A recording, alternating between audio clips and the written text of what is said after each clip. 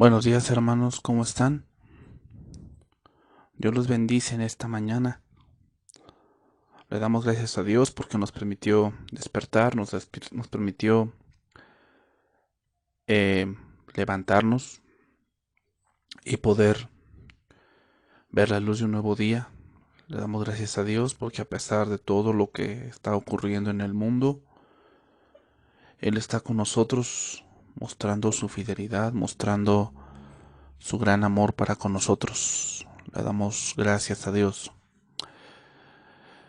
Bien, hermanos, vamos a abrir nuestras Biblias en el primer libro de Reyes, capítulo número 17, verso número 15. Primer libro de Reyes, capítulo 17, verso número 15. Vamos a continuar con nuestra serie, La autoridad delegada. Este es el tema número 52 de esta serie. Vamos a continuar con nuestro tema que dejamos la semana pasada. Elías Acab, sequía espiritual, parte 3. Elías Acab, sequía espiritual, parte 3. Vamos a continuar estudiando esta parte de la vida del profeta Elías. Y obviamente estamos en el reino del norte. El reino del norte donde en este momento está reinando Acab con su esposa Jezabel. Recordemos que en el reino del norte en este momento está reinando Acab. En el reino del sur está reinando Josafat. En el reino del sur está reinando Josafat. En el reino del norte está reinando Acab. Entonces voy a dar lectura allí. Primer libro de Reyes, capítulo 17, verso 15. Dice: Entonces ella fue e hizo como le dijo Elías, y comió él y ella y su casa y muchos días. Y la harina de la tinaja no escaseó, ni el aceite de la vasija menguó, conforme a la palabra que Jehová había dicho por Elías. Después de estas cosas, aconteció que cayó enfermo el hijo del ama de la casa, y la enfermedad fue tan grave que no quedó en el aliento. Y ella dijo a Elías: ¿Qué tengo yo contigo, varón de Dios? ¿Has venido a mí para traer a memoria mis iniquidades y para hacer morir a mi hijo? Él le dijo: Dame acá tu hijo. Entonces él la tomó de su regazo y lo llevó al aposento donde él estaba y lo puso sobre su cama. Bien, hermanos, vamos a continuar con esta historia que parece una historia actual de nuestros tiempos, hermanos, ya que esto es que está pasando ahora, probará la fe de la iglesia y lamentablemente la sequía espiritual en la que la iglesia vive el día de hoy se va a hacer evidente, hermanos. Muchos que tal vez no estén comiendo espiritualmente hablando bien, se hará evidente que muchos se alejarán, muchos preferirán seguir en el mundo. Pero recapitulemos. Elías le dice de parte de Dios a Acab que no habrá lluvia y que habrá una sequía, y esto es así. Después Dios le dice que se vaya a Sarepta y ahí se encuentra con una viuda donde encontrará alimento. Pero hermanos, es interesante. En un punto dado, veamos, y es que la gente que ahora debe ser alimentada es mayor. Es decir, Elías tal vez solo podía encontrar el alimento que él debería encontrar para una sola persona, pero ahora se va a una casa donde viven dos personas. Entonces, en total son tres personas, y hablaré un poco de ese número, porque ese número lo vamos a encontrar varias veces en este pasaje. Vamos a hablar del número 3. La primera vez que se encuentra este número es en el Génesis, en el capítulo 1, verso 9. Allí encontramos ese número, el número 3. Dice allí, Génesis 1:9. Dijo también Dios: Júntense las aguas que están debajo de los cielos en un lugar, y descúbrase lo seco. Y fue así. Y llamó Dios a lo seco tierra, y a la reunión de las aguas llamó mares. Y vio Dios que era bueno. Después dijo Dios, produzca a la tierra hierba verde, hierba que dé semilla, árbol de fruto que dé fruto según su género, que su semilla esté en él, sobre la tierra, y fue así. Produjo pues la tierra hierba verde, hierba que da semilla según su naturaleza, y árbol que da fruto cuya semilla esté en él, según su género. Y vio Dios que era bueno, y fue la tarde y la mañana el día tercero. Primero vamos a ver aquí, es la primera vez que este número se ve es en la creación, y es donde prácticamente empieza la vida. Es decir, donde surge la tierra seca y entonces empieza a surgir hierba verde, hierba que dé semilla. Y esto nos enseña algo, hermanos, y es que hoy lo que vemos en la sociedad el día de hoy es una sociedad que solo piensan en ellos, solo piensan de manera individual, y es por eso que no creen. Es por eso que no cuidan de su prójimo, porque hoy vivimos en una sociedad individualista. Hermanos, la mayoría de la gente que hoy se contamina de este virus que estamos mirando, la mayoría de ellos es porque solamente piensan en ellos. Dicen, no, yo a mí no me va a pasar, a mí no me va a dar, yo estoy muy fuerte, yo estoy joven, nada más le da a los viejitos, nada más le da a X, Y personas. Entonces vivimos en una sociedad individualista, una sociedad que solamente piensa en ellos. Pero hermanos, la manera de ir hacia la vida es cuidando de mi prójimo. Eso que sembramos, eso cosecharemos. Hoy en eso, en esta crisis que vivimos, muchos están muriendo, sí por el virus, pero hermanos, ¿saben más por qué? Porque en la parte es la parte egoísta del hombre. No ve por su prójimo, solamente ve por ellos, solamente ven por su bienestar.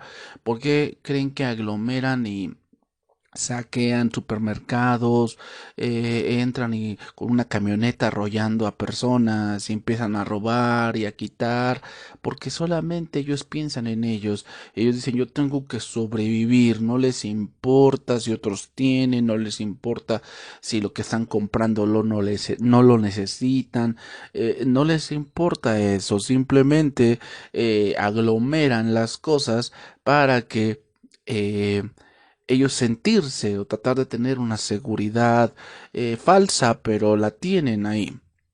Ahora veamos otro verso, hermanos, donde aparece este número. Ahí en Génesis capítulo 6, verso 15, más adelante en el Génesis capítulo 6, verso 15, eh, encontramos ahí en el capítulo 6 el diluvio.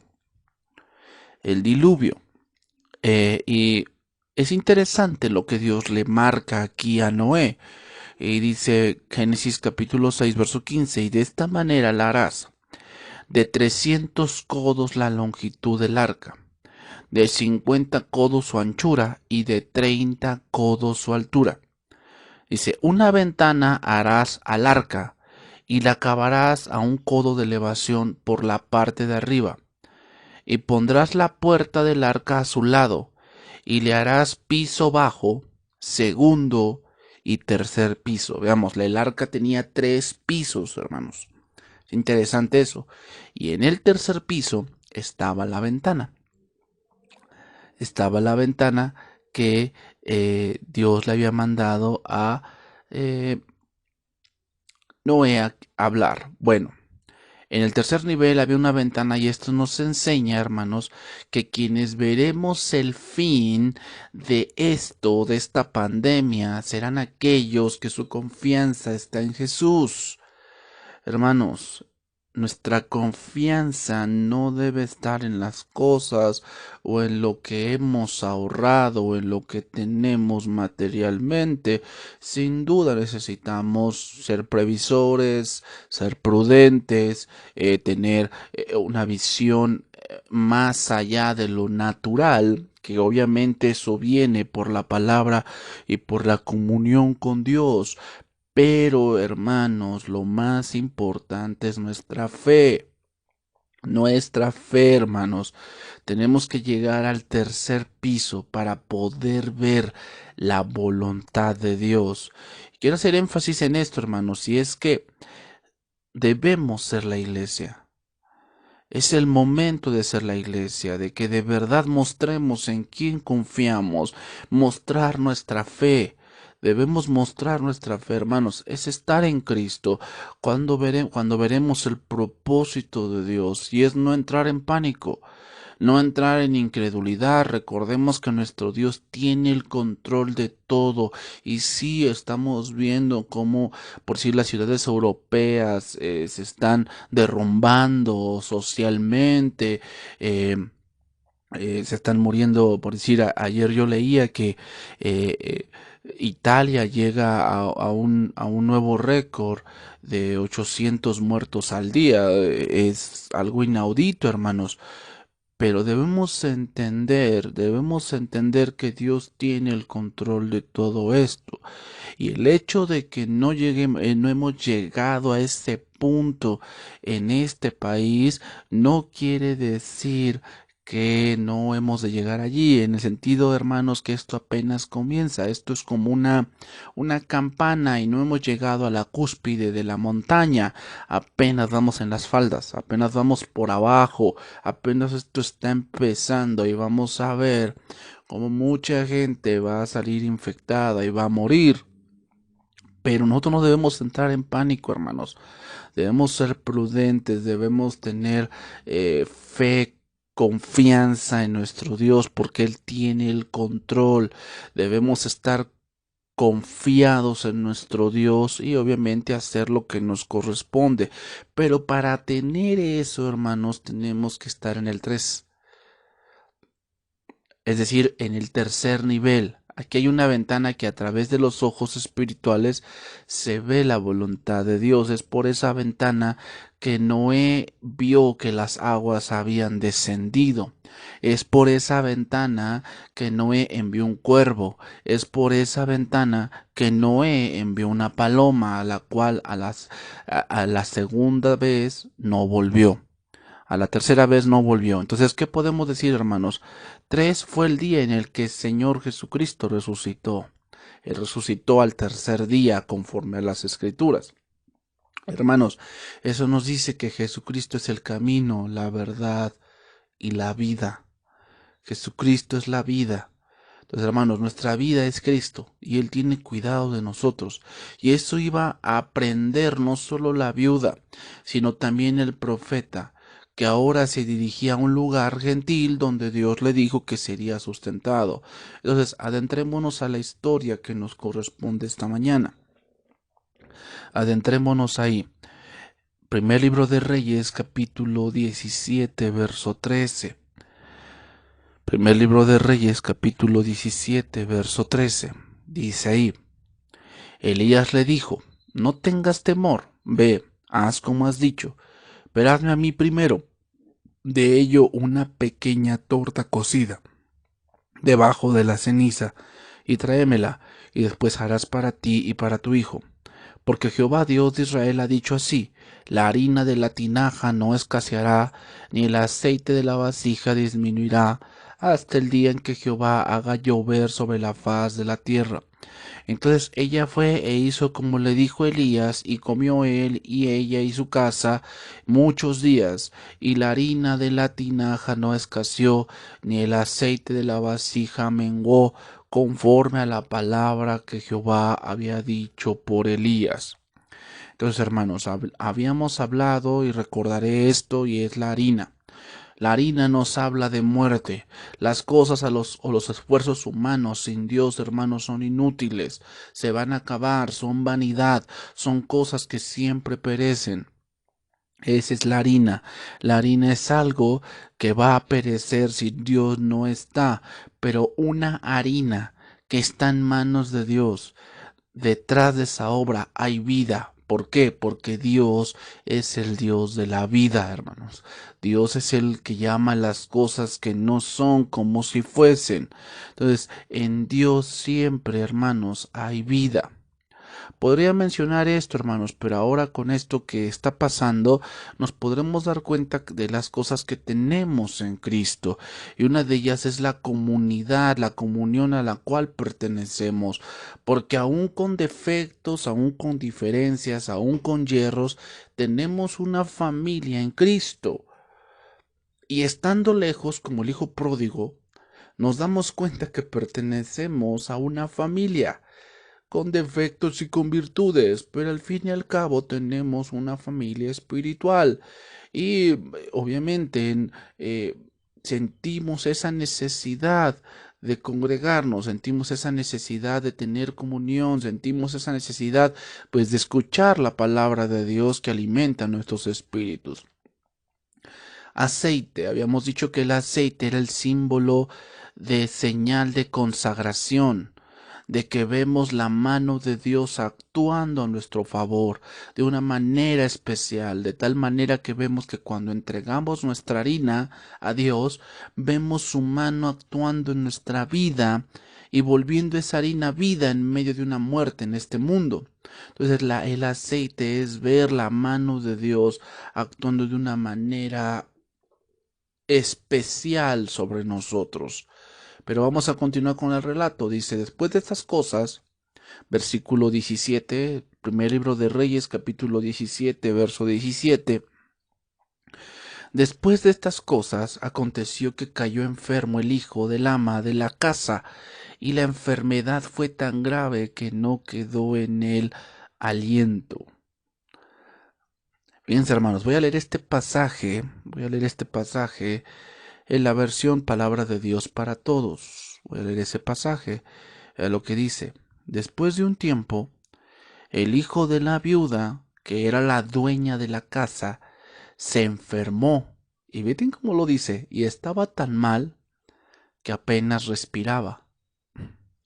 Hermanos, perdón por la expresión, pero no tendría este hijo de la viuda un virus, como lo que hoy estamos viviendo. Un virus, porque eso está pasando con la gente. La gente se muere por un mal respiratorio. Este virus te ataca a los pulmones y después ya no puedes respirar y hasta que viene la muerte. Veamos, hermanos, la muerte está siempre allí porque es una consecuencia del pecado. Hoy en día se habla mucho de milagros y señales, y sin duda nuestro Dios es grande, todopoderoso, y puede efectuar todos los milagros que Él quiera.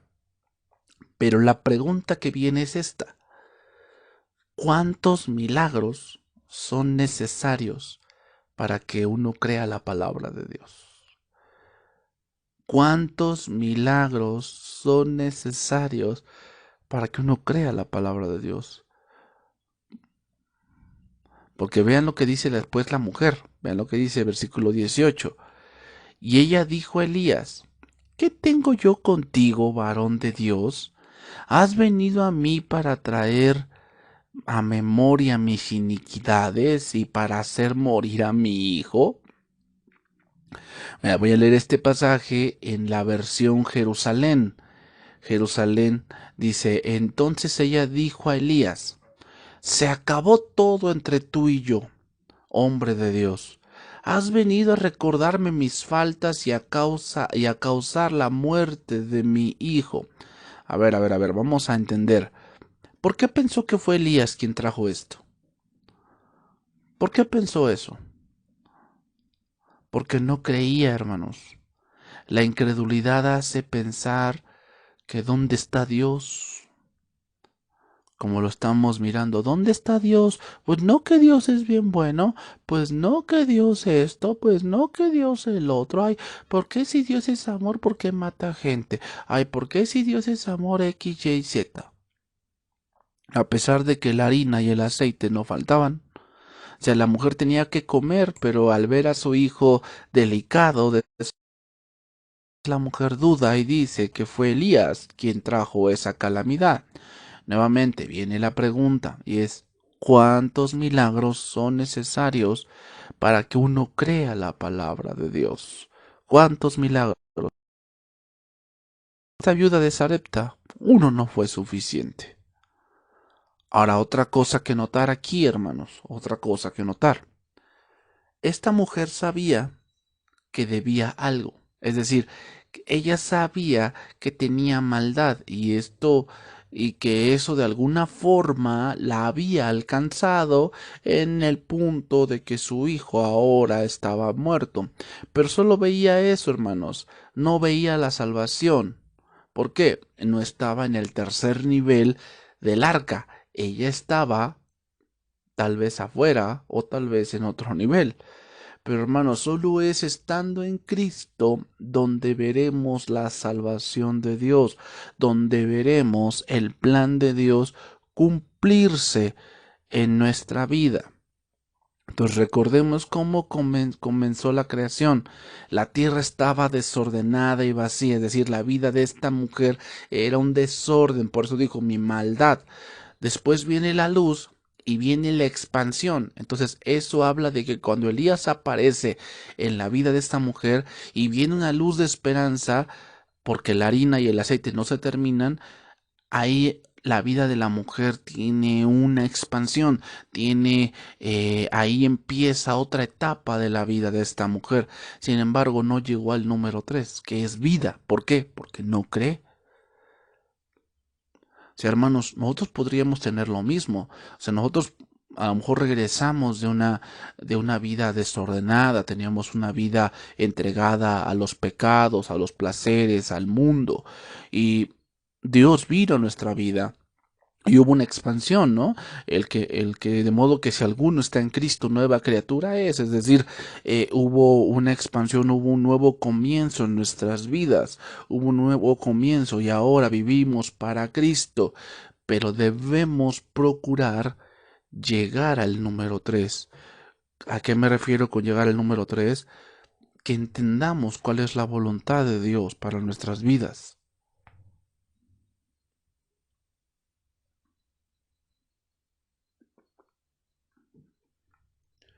Dios tiene propósitos, hermanos.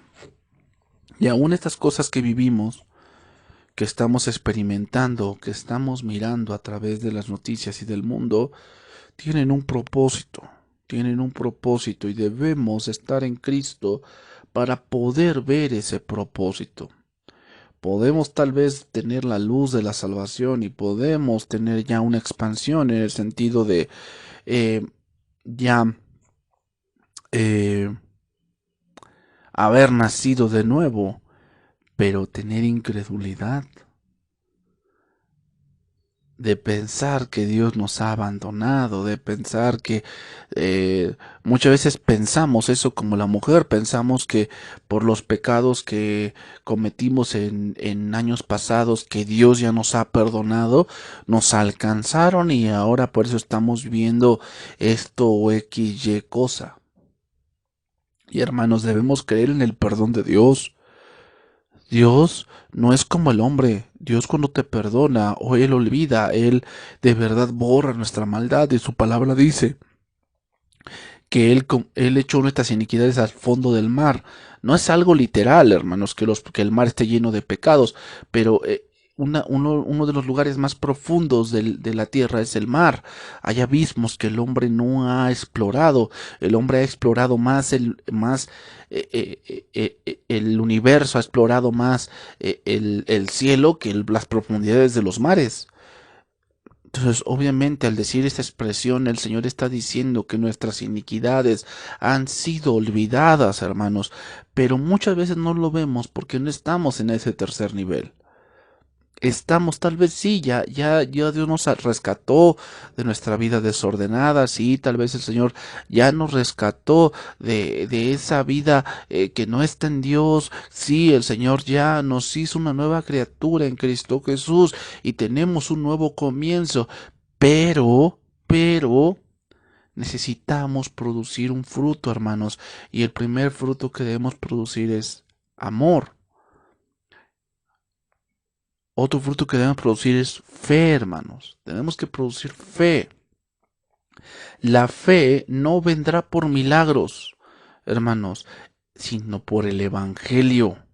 Hoy más que nunca necesitamos el Evangelio, hermanos. Hoy más que nunca necesitamos el Evangelio. ¿Por qué? porque la gente, veamos, vive sin esperanza, vive de verdad acongojada, vives queriendo vivir sin Dios, pero dentro de él sabe que le falta algo, lo sabe, sabe que hay algo que él no puede comprar, sabe que hay algo que él no puede cambiar, que él es tan vulnerable, que él es tan pequeño, que solamente algo que no puede ver y que puede estar en el aire, que puede ser transmitido porque alguien estornuda, que porque toca una superficie, que porque no se lava las manos. Es tan débil el ser humano, somos tan débiles que necesitamos el Evangelio, hermanos. Necesitamos el Evangelio, necesitamos de Cristo. Y más en estos días donde la gente busca respuestas, busca que alguien le dé un rayo de esperanza, pero no se lo va a dar una persona terrenal. Esa esperanza solamente se encuentra en Cristo. Seguimos allí, hermanos, primer libro de Reyes, capítulo 17, verso 19. Dice, él le dijo, dame acá tu hijo. Entonces él lo tomó de su regazo y lo llevó al aposento donde él estaba y lo puso sobre su cama.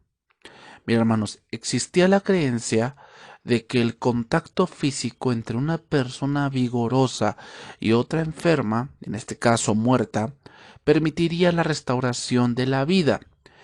Ya hemos visto este ejemplo claro, uno de donde lo vimos esto fue, si lo recuerdan, cuando ya David era viejo y no se calentaba, y recuerden que trajeron a una virgen que después pidió a Adonías que fuese su esposa, y Salomón con esa petición pues lo mató.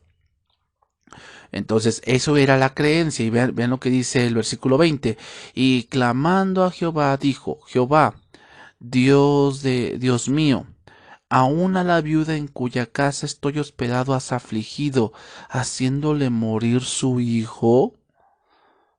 Vean lo que dice este versículo, lo voy a leer en palabra de Dios para todos. Dice, luego Elías oró, Señor mi Dios, esta mujer me está dando hospedaje, ¿le vas a romper el corazón? ¿Vas a matar a su hijo en recompensa? Fíjense, Elías recuerda a Dios que él mismo lo había enviado a ese hogar.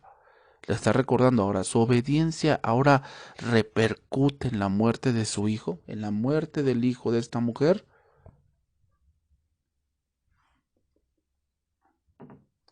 Es decir, hermanos, podríamos pensar esto. Si Elías no hubiese ido a esa casa, ese muchacho no habría muerto. Si Elías no hubiese ido a esa casa, te voy a decir esto, hermanos, ambos hubieran muerto. Porque si Elías no hubiese ido a esa casa, pues el harina y el aceite hubieran faltado. Y si hubiesen faltado, recuerden lo que esta mujer había dicho. Había dicho, solamente tengo para hoy, voy a cocinarlo y después nos dejaremos morir. Es decir, ¿qué era mejor, que Elías hubiese ido o que no hubiese ido? Pues la respuesta es, mirándolo concretamente, es que hubiese ido. Entonces, quiere decir, hermanos, que muchas veces queremos nosotros siempre hacer lo correcto. Como autoridades queremos ser siempre justos, que ser lo más centrados posibles, pero algunas veces en ese punto habrá muerte. ¿Por qué? Pues porque hay pecado. Hermanos, lo voy a decir así, pero obviamente de todos los que se infectan o de todos los que se enferman, pues quisiéramos que todos sanaran, pero eso no va a ser. Eso no va a ser. Yo quisiera o quisiéramos que todos sanaran, que todos no muriera ninguno, pero eso no va a ser. Entonces, hermanos, el pecado nos lleva a que no siempre las cosas salgan como uno espera. Hermanos, muchas veces como líderes, como liderazgo, queremos hacer las cosas de una manera más correcta, más concreta. Queremos hacer así las cosas, hermanos, pero a veces no tomamos en cuenta una variable que está siempre presente allí, hermanos, y es de razonar esto. O sea, tú tratas de llevar a tu familia de una manera correcta, tú tratas de hacer las cosas, tú tratas de corregir, tú tratas de liderar, tú tratas de ser ejemplo, tú tratas de que la palabra, la oración esté en tu casa, pero hay una ecuación que tú debes, o hay una variable que tú debes tomar mucho en cuenta y que a veces pasamos por alto. ¿Cuál es esta variable? La variable se llama pecado. ¿Por qué? Porque obviamente al tener pecado en los miembros, la gente está inclinada a hacer el mal y obviamente no nos gusta el orden, no nos gusta la autoridad, no nos gusta lo bueno, no, hermanos. La palabra de Dios dice que la ley es santa, justa y recta, pero yo soy malo, vendido al pecado, así lo dice la epístola a los romanos. Entonces, quiere decir que si yo como líder dentro de la iglesia o dentro de un hogar, yo trato de hacer las cosas mejores, hermanos. Yo trato de tomar las mejores decisiones, yo trato de ser lo más centrado posible, pero hay una variable dentro que debemos tomar en cuenta y es pecado, que quiere decir que tal vez nosotros queremos que todos, fíjense hermanos, como liderazgo queremos que todos lleguen al conocimiento de la verdad, pero eso no va a ser.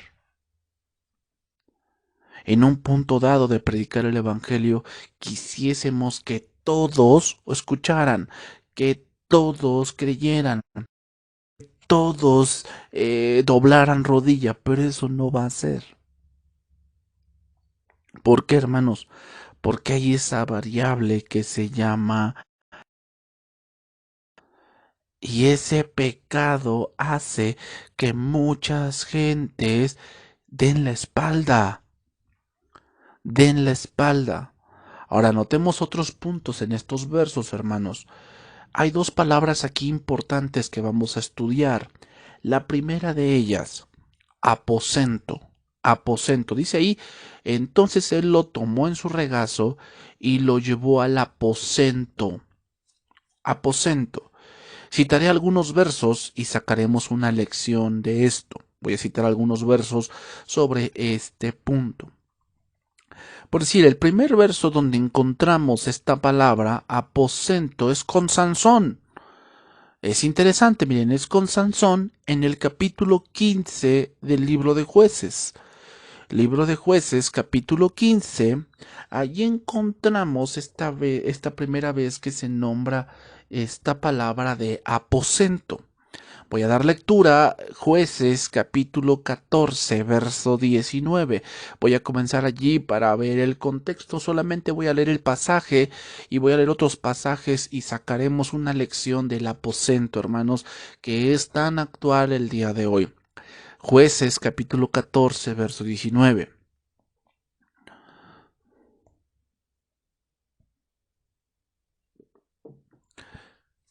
Dice de esta manera: Y el Espíritu de Jehová vino sobre él, y descendió a Ascalón, y mató a 30 hombres de ellos. Fíjense nada más, 30, viene del 3. Y tomando sus despojos, dio las mudas de vestidos a los que habían explicado el enigma, y encendido en enojo se volvió a la casa de su padre. Y la mujer de Sansón fue dada a su compañero, el cual la había tratado como su amigo. Aconteció después de algún tiempo que en los días de la siega del trigo, Sansón visitó a su mujer con un cabrito diciendo: entraré a mi mujer en el aposento. Mas el padre de ella no lo dejó entrar. Y dijo el padre de ella: me persuadí de que la aborrecías, y la di a tu compañero, mas su hermana menor es más hermosa que ella. Tómala pues en su lugar. Entonces le dijo Sansón: sin culpa seré esta vez respecto a los filisteos, si mal les hiciere. Veamos, ahí se encuentra la palabra aposento sobre lo que quería hacer Sansón. Más adelante, en el capítulo 16 del libro de Jueces, versículo 9. Ahí vemos a Sansón, pero ahora con Dalila. Y veamos lo que dice el versículo 9, Jueces capítulo 16, verso 9. Y ella tenía hombres en acecho en el aposento. Entonces ella le dijo, Sansón, los filisteos contra ti. Y él rompió los mimbres como se rompe una cuerda de estopa cuando toca el fuego, y no se supo el secreto de su fuerza. Entonces Dalila dijo a Sansón, he aquí tú me has engañado y me has dicho mentiras. Descúbreme pues, ahora te ruego cómo podrás ser atado.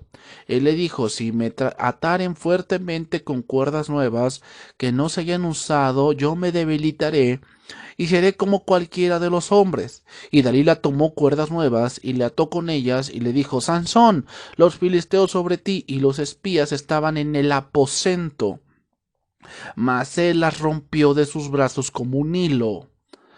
Ahí vemos otra vez la palabra aposento. Otros versos más.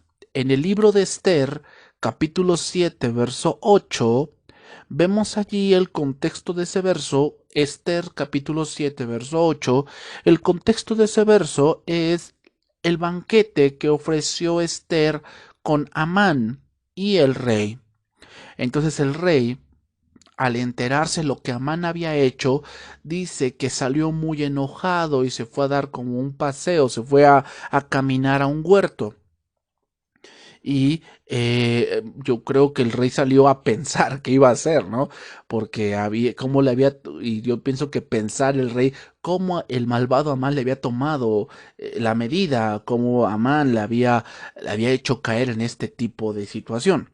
Entonces dice el versículo 8, Esther capítulo 7, verso 8, dice, después el rey volvió del huerto del palacio al aposento del banquete, y Amán había caído sobre el lecho en que estaba Esther. Entonces dijo el rey, ¿querrás también violar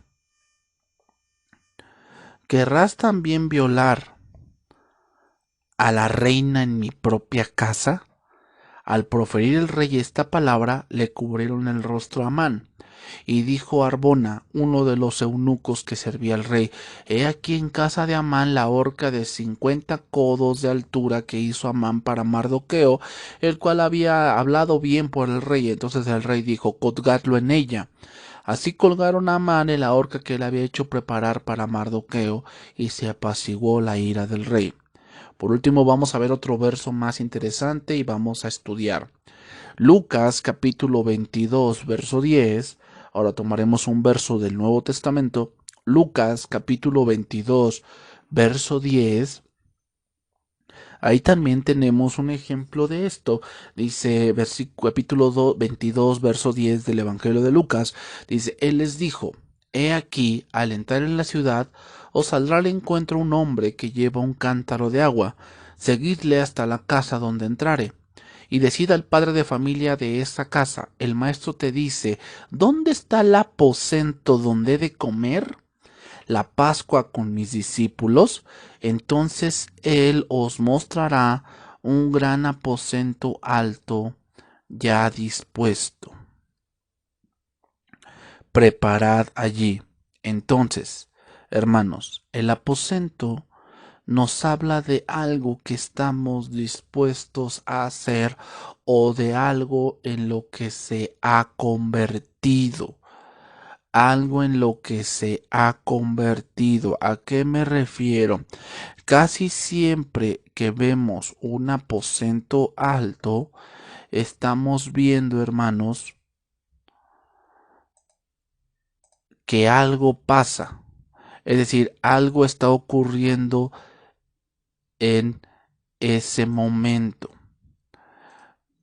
Véanlo ustedes ahí en esos versos que estamos viendo. Por decir, dice ahí, por decir, en los versos de Lucas dice, el aposento se menciona como algo dispuesto. Dice, ¿dónde está el aposento donde he de comer? Fíjate, aposento para comer. Aposento dispuesto. Por decir, en el versículo de Esther, dice, llegó al aposento del banquete. Aposento del acecho, eso es con Sansón. Dice que estaban al acecho en el aposento. Otra cosa, aposento de la costumbre. Esa era la costumbre de Sansón. Sansón se volvía con su padre y de tiempo en tiempo iba con su esposa y tenía intimidad con ella y después se volvía. Esa era su costumbre. En el caso de Elías era un aposento de vida, hermanos, de vida. Ahora voy a citar otro verso aquí interesante que viene a nosotros. Dice Mateo capítulo 6, verso 5. Mateo capítulo 6, verso 5. Y cuando ores, no seas como los hipócritas, porque ellos aman el orar en pie en las sinagogas y en las esquinas de las calles, para ser vistos de los hombres. De cierto os digo que ya tienen su recompensa. Mas tú, cuando ores, entra en tu aposento y cerrada la puerta, ora a tu Padre que está en secreto, y tu Padre que ve en lo secreto, te recompensará en público. Este aposento lo podemos llamar el aposento de la oración, porque dice, cuando ores, entra en tu aposento. ¿En qué se convierte ese aposento? Obviamente en un aposento de oración. Hermanos, ¿en qué se está convirtiendo el día de hoy nuestros aposentos? Esa es la pregunta. ¿En qué se está convirtiendo el día de hoy nuestros aposentos? Tal vez el día de hoy son aposentos de desánimo. Puede ser que estamos ahora en nuestros aposentos, en nuestras casas o en nuestros trabajos con desánimo. Tal vez se están convirtiendo en aposentos de incertidumbre, de que no sabemos qué vaya a pasar, de que qué tal si me despiden, qué tal si no logro hacer lo que tengo que hacer, qué tal si me falta la comida, qué tal si me falta X, Y cosa, qué tal si se están convirtiendo en aposentos de incredulidad. Tal vez eso también puede ser, aposentos de incredulidad, de que eh, el jefe en el que yo confiaba, pues como ya no me va a dar trabajo, como me dijo, vamos a parar la producción, como en la empresa donde yo trabajo, pues dijeron, no, pues por lo que está ocurriendo, ¿sabes qué? Vamos a tener que parar y se te va a reducir y X, Y cosa. Puede ser que nuestros aposentos se estén convirtiendo en incredulidad, aposentos de queja, aposentos de abandono. ¿Por qué? Porque muchas veces el hombre en un arrebato de ira dice, no, pues ahora ya no creo en Dios. Ahora voy a hacer lo que yo quiera. Y eso se toma a veces en un aposento, en un lugar donde estábamos y que se ha convertido en un aposento de abandono, de queja, de desánimo, de incredulidad. Pero hermanos, es tiempo de convertir nuestros aposentos en aposentos de oración, de meditación, de exhortación, de santificación, de fe. Es tiempo, hermanos, de que nuestros aposentos se conviertan en aposentos de oración, de meditación, de exhortación, de santificación, de fe. Necesitamos, hermanos, hoy más que nunca, convertir nuestros aposentos en ello. Hoy para muchos sus aposentos se han convertido en aposentos y de fatalidad. ¿Por qué? Porque dentro de ellos no creen. Y sin fe es imposible agradar a Dios, porque el que se acerca a Dios debe creer que le hay y que es galardonador de los que le buscan. Entonces, hermanos, ¿en qué se están convirtiendo nuestros aposentos? ¿Aposentos de lágrimas? ¿De incertidumbre? aposentos de fatalidad, de tal vez son aposentos y de pelea, tal vez son aposentos de burla y decepción. ¿En qué se están convirtiendo nuestros aposentos, hermanos, el día de hoy? Eso es lo que debemos analizar hoy. ¿En qué se están convirtiendo nuestros aposentos? Deberían ser aposentos el día de hoy, hermanos, en este tiempo. Aposentos de oración, de meditación de la palabra de Dios. Aposentos de instrucción. Ahora es el momento de que muchas veces lo que no hacías porque decías que tenías tanto trabajo, que no te daba tiempo, que no te daba tiempo estar en tu casa, bueno, pues ahora que a fuerzas estás en tu casa, convierte tus aposentos en un aposento de instrucción y de corrección. Tal vez es un momento de convertir tus aposentos en un aposento de reconciliación, de que a lo mejor pues nunca hablabas con tu esposa, nunca hablabas con tus hijos porque sentías que había algo que no se había arreglado. Bueno, tal vez es momento de que tu aposento se convierta en algo donde arregles las cosas. Yo no lo sé, solamente tú y Dios lo sabe. Pero si no convertimos nuestros aposentos, hermanos, en aposentos de oración, se van a convertir entonces en aposentos de incredulidad. Sigue diciendo, primer libro de Reyes, capítulo 17, verso 19. Y le dijo, dame acá tu hijo.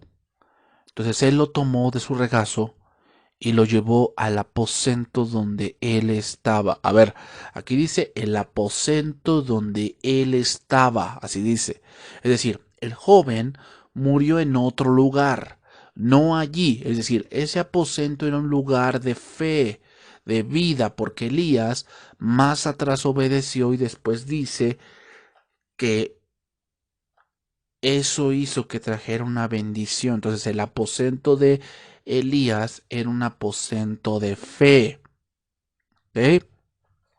Ahora viene la otra palabra que vamos a estudiar, la palabra cama. Ahí lo dice, y lo puso sobre su cama. La cama, hermanos, sirve para dos cosas. Sirve para dos cosas, según las escrituras. ¿Ok? Sirve para dos cosas. Número uno, para descansar. Obviamente, ¿no? Para descansar. Pero la otra es importante también. Para dormir. Digo, para morir. Para morir, hermanos. Para eso también sirve la cama. Para morir. Así lo dice el apóstol en 1 Tesalonicenses capítulo 4, verso 15. 1 Tesalonicenses capítulo 4, verso 15 dice, por lo cual os decimos esto en palabra del Señor, que nosotros que vivimos, que habremos quedado hasta la venida del Señor, no precederemos a los que durmieron. Dormir es un hebraísmo, hermanos. Es un hebraísmo, es un modismo en las escrituras. Y dormir aquí hace referencia a morir. El contexto no lo dice. Fíjate lo que dice 1 Corintios capítulo 15, verso 20. 1 Corintios capítulo 15, verso 20 dice, mas ahora Cristo ha resucitado de los muertos, primicias de los que durmieron es hecho. O sea, obviamente se está refiriendo a gente que está muerta. Y la mayoría de la gente pues muere en una cama. La mayoría. No todos, pero sí la mayoría. O sea, los llevan a una cama, a un hospital y obviamente los van a poner en una cama y ya dependiendo la voluntad de Dios, si hay un deceso o no. Entonces, sin duda aquí habla de aquellos que han muerto, que han sucumbido, que esto sucede en la cama. Entonces, cuando viene lo adverso, y eso es cama, entre paréntesis, hermanos, cuando viene lo adverso, entre paréntesis, cama, ¿cómo reaccionamos? Ese es el aposento. Entonces, cuando viene lo adverso, ¿En qué se convierte mi aposento, hermanos?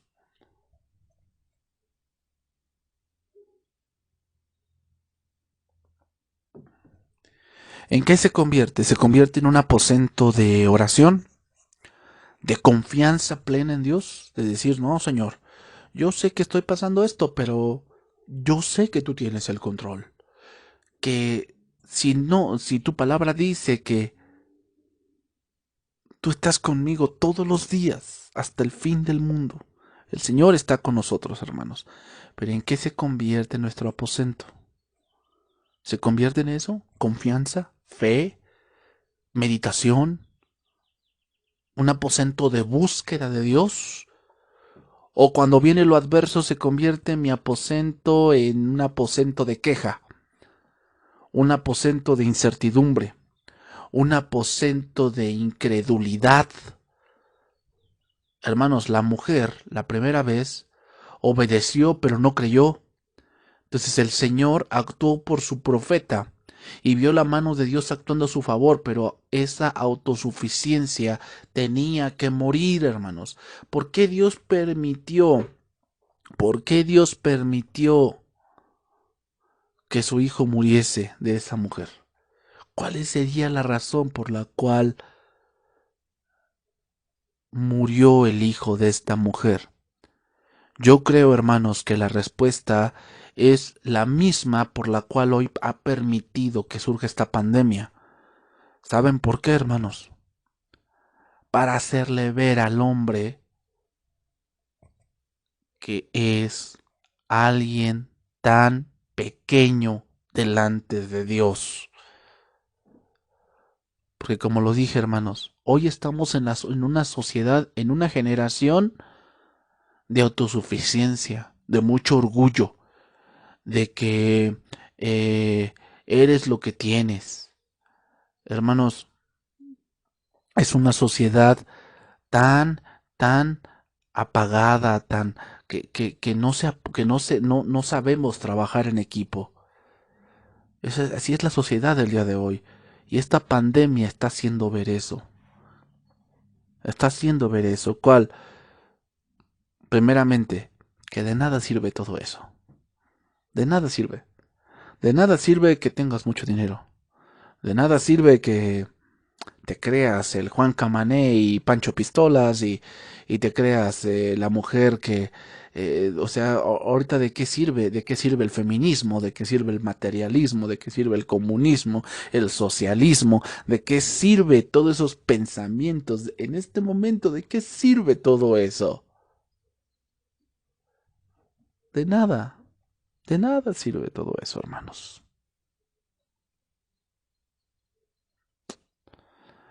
Entonces, ¿por qué será que Dios permitió que este hijo muriese?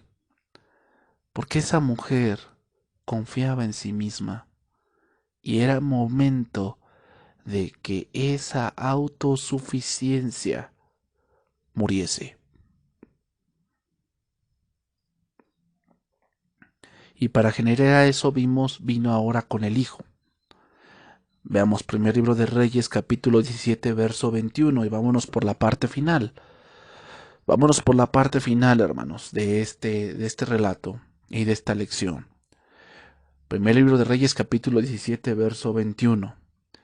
Y se tendió sobre el niño 3 veces. Nuevamente, ahí vemos el número 3. Y clamó a Jehová y dijo, Jehová, Dios mío, te ruego que hagas volver el alma de este niño a él. Y Jehová oyó la voz de Elías, y el alma del niño volvió a él y revivió. Nuevamente, 3 hermanos. Nos hace recordar este pasaje, fíjense, este pasaje. Primera de Pedro, capítulo 3, verso 18. Primera carta de Pedro, capítulo 3, verso 18, dice así, porque también Cristo padeció una sola vez por los pecados, el justo por los injustos, para llevarnos a Dios, siendo a la verdad muerto en la carne, pero vivificado en espíritu. Voy a decirlo así, hermanos. Este hijo es figura de Cristo, quien murió por los injustos, ya que su madre dijo que no era Eso era, o el punto de que el hijo hubiese muerto, era por memoria de sus iniquidades. Es decir, ella decía que la que merecía morir era ella, no su hijo. Pero el punto es que el justo murió por la injusta. ¿No? El justo murió por la injusta. En este caso, el hijo de esta mujer. Pero dice que Elías se midió con él 3 veces. Nuevamente, el número 3, y esto nos habla de la resurrección de Cristo.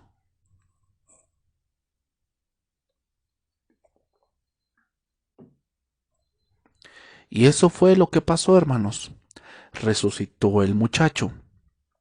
Pero esto trajo otra cosa interesante. Esto trajo otra cosa interesante. Mira, hermanos, por muchos milagros que uno pueda presenciar, a fin de cuentas hay solamente uno que tiene el poder para cambiar nuestra vida. Lo vuelvo a repetir. Por muchos milagros que uno pueda presenciar, a fin de cuentas hay solamente uno que tiene el poder para cambiar nuestra vida. Es el milagro de la resurrección de otro hijo, el mismo Hijo de Dios. Milagros y señales pueden o no ganar nuestra atención, pero el poder de Dios sobre la muerte es lo que nos da vida ahora y esperanza en el futuro. Lo vuelvo a repetir, hermanos. Milagros y señales pueden o no ganar nuestra atención, pero el poder de Dios sobre la muerte es lo que nos da vida ahora y esperanza en el futuro. Voy a citar otro verso, hermanos, para ir terminando. Voy a citar otro verso. Filipenses capítulo 4, verso 6. Este es un verso que aplica muy bien al tiempo en el que estamos viviendo ahora. Filipenses capítulo 4, verso 6.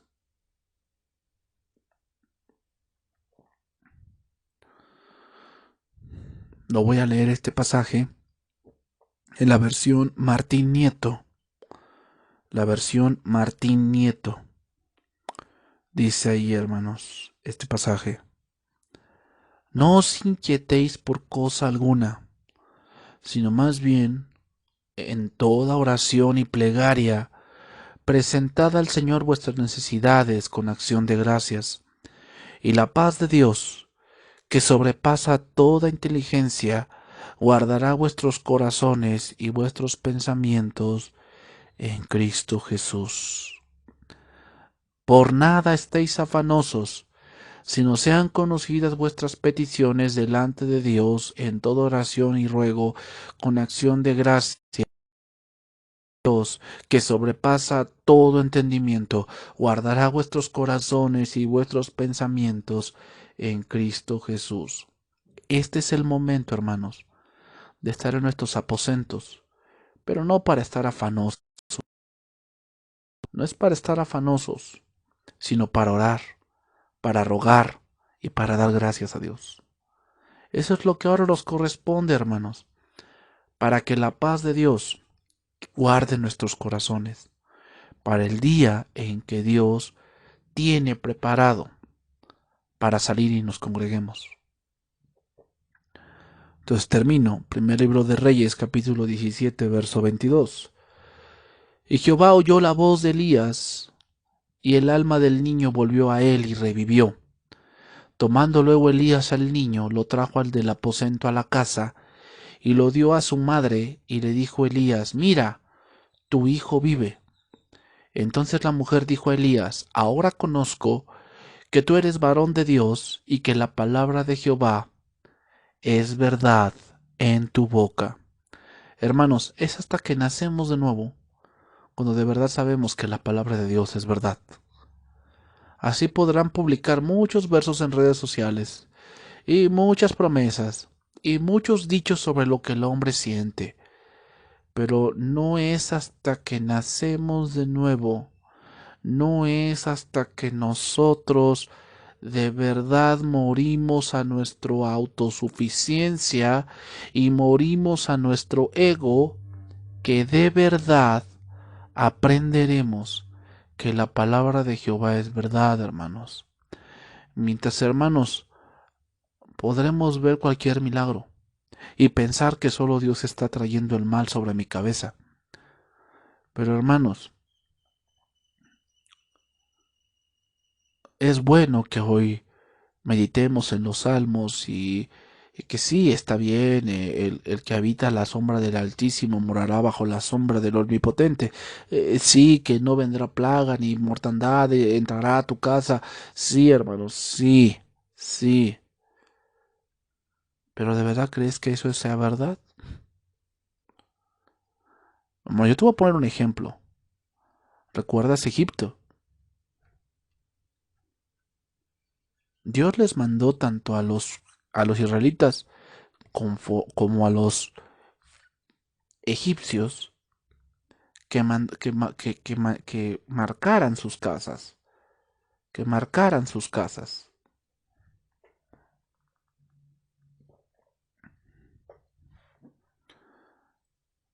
Hermanos, ¿qué hubiera pasado si un israelita no hubiese marcado su casa? Pues obviamente el ángel de la muerte iba a entrar a su casa, aunque fuese israelita, y mataría a su prójimo, a su unigénito, o a su primogénito, más bien dicho. Hermanos, entiendan esto. Las cosas que se dicen en el sentido de cuidados, debemos nosotros tomarlas en cuenta, no por ser cristianos y porque yo creo en el Salmo 91 y en el Salmo 100 y en el Salmo 1 y bla, bla, bla, bla, bla. Y yo por eso a mí no me va a pasar. Y yo tengo mucha fe. Y como yo tengo mucha fe, eso nunca me va a tocar. A ver, a ver, a ver. No seamos ingenuos. No seamos ingenuos. La única manera, ¿sabes cuál sería que no te tocara eso? Que no seas humano. Eso yo creo que sería la única manera. De ahí en fuera, hermanos, debemos ser cuidadosos y debemos ser prudentes. Entonces, hermanos, por último mencionaré el cambio ahí, hermanos. Dice, lo trajo del aposento a la casa. Ahora nos encontramos en los aposentos, hermanos. Hoy estamos en los aposentos. Pero llegará el momento que volveremos a la casa de Dios y diremos, vivimos. Pero por ahora, hermanos, nos corresponde en esta sequía espiritual orar, orar, orar y buscarle con todo el corazón. Eso nos corresponde el día de hoy, hermanos. Orar, que nuestro aposento sea un aposento de oración, sea un aposento de meditación, sea un aposento de búsqueda de Dios, hermanos. Eso es lo que nos corresponde el día de hoy, buscar a Dios. Porque el que busca de todo corazón, dice la palabra, y me hallarán, porque me buscarán de todo su corazón. Vamos a orar, hermanos. Vamos a darle gracias a Dios por este día y por esta palabra.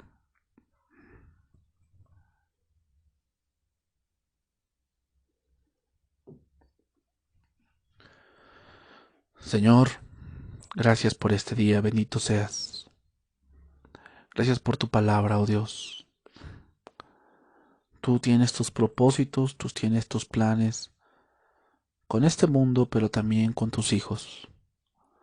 Señor, tú derramaste bendiciones sobre tu tierra, devolviste el bienestar de Israel, perdonaste la culpa de tu pueblo, sí, cubriste todos sus pecados, contuviste tu furia y refrenaste tu enojo encendido. Ahora restáuranos otra vez, oh Dios de nuestra salvación, aparta tu enojo de nosotros una vez más. ¿Seguirás enojado con nosotros para siempre? ¿Extenderás tu ira a todas las generaciones? ¿No volverás a darnos vida para que tu pueblo pueda alegrarse en ti? Muéstranos tu amor inagotable, oh Señor, y concédenos tu salvación. Presto mucha atención a lo que dice Dios el Señor, pues Él da palabras de paz a su pueblo fiel. pero no le permitas volver a sus necios caminos, Señor. Sin duda la salvación de Dios está cerca de los que te temen, por lo tanto nuestra tierra se llenará de su gloria. El amor inagotable y la verdad se encontraron, la justicia y la paz se besaron. La verdad brotó desde la tierra y la justicia sonríe desde los cielos. Sí, el Señor derrama sus bendiciones y nuestra tierra dará su abundante cosecha. La justicia va delante de él como un heraldo, preparando el camino para sus pasos. Señor, gracias. Tú has sido bondadoso, tú has sido misericordioso, Padre mío, gracias, porque hasta este día nada nos ha faltado. Y no queremos, Señor, caer en la incredulidad.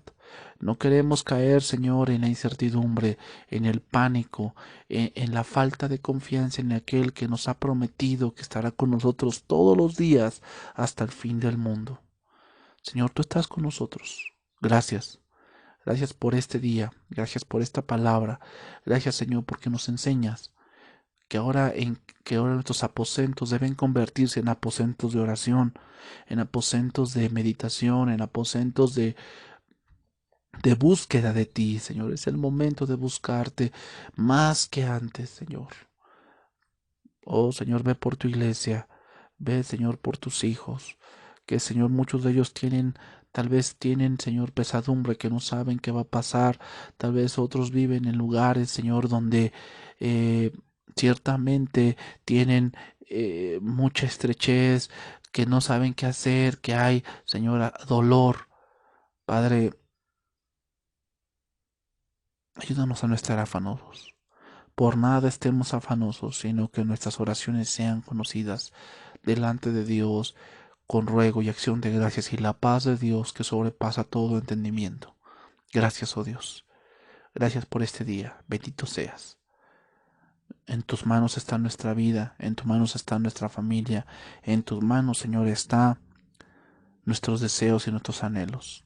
Gracias, Señor. En ti confiamos en esta hora.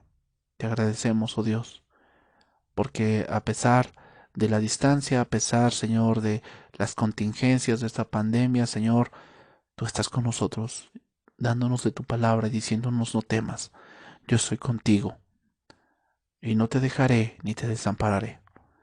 Bendito seas, oh Dios. Bendice a mis hermanos, cuídales, bendice la obra de sus manos, bendice sus trabajos, bendice, Señor, sus hogares, sus mesas, que no les falte nada, Señor, que no nos falte el pan, oh Dios, porque en ti, Señor, confiamos, sabemos que tú nos sustentarás.